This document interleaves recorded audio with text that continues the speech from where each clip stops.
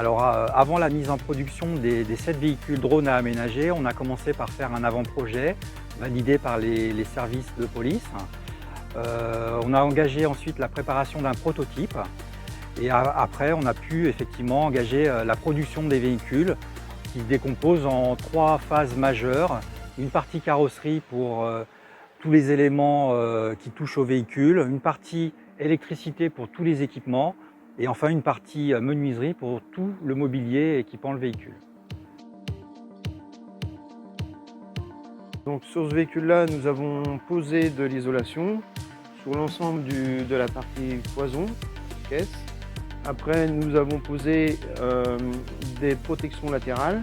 On a créé des ouvertures pour faire la prise d'air au toit, ainsi que sur les côtés l'électricité plus la climatisation. Et aussi, on a un marchepied à intégrer sur ce véhicule et une fenêtre cloison entre l'habitacle et la partie arrière.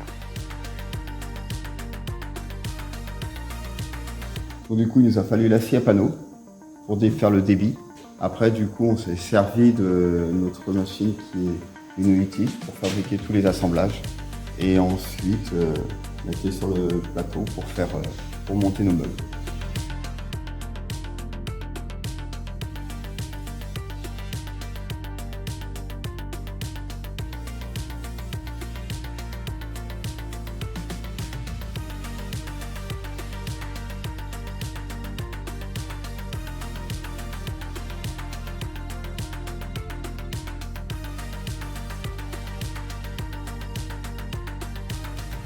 Alors sur ce véhicule, qui est de petit modèle, on a installé un groupe électrique qui nous permet d'être en autonomie et de pouvoir alimenter les lumières, l'écran pour les drones, ainsi que toutes les recharges de batterie des drones. Sur les plus gros modèles, nous avons installé une climatisation pour le confort des usagers.